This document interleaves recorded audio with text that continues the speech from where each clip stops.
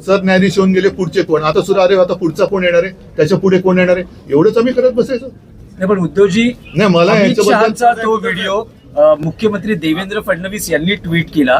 त्यांनी असं म्हटलं, कोण होतास तू, काय झालास मी पण तेच म्हणते हॅशटॅग उद्धव ठाकरे. मी पण त्यांना म्हटलेलं आहे की कोण होतास तू, काय झालंस तू, भ्रष्टाचाराला पांघरुणात घेतलंस तू.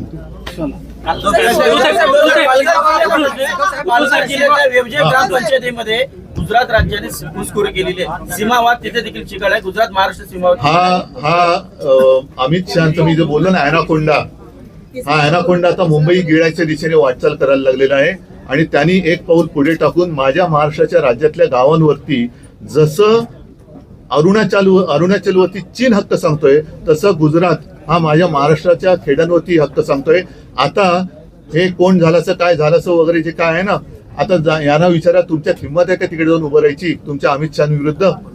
हे मुंबईत आणि महाराष्ट्रात राहणाऱ्या गुजरातचे जो समाज आहे, ज्यांचं आणि आमचं काही भांडण नाही, त्यांच्यामध्ये आग लावण्याचा प्रकार आणि एका बाजूनी महाराष्ट्र गिळण्याचा प्रकार हे सुरू झालेला आहे. मुंबईतले अनेक उद्योगधंदे यांनी गुजरातला नेले, महाराष्ट्रातले नेले आणि त्याचबरोबरीने आता हे मुंबई बळकावण्याच्या दिशेने वाटचाल करायला लागलेले आहेत. आम्ही तर हा प्रयत्न हाणून पाडल्याशिवाय राहणार नाही. सरकार काय करेल न करेल आम्हाला त्याची काय पडलेली नाही आणि या सरकारकडनं धाडसाची तर काय आम्हाला अपेक्षा नाही. सरन्यायाधीश होऊन गेले, पुढचे कोण? आता सुद्धा अरे आता पुढचा कोण येणार आहे, त्याच्या पुढे कोण येणार आहे, एवढंच आम्ही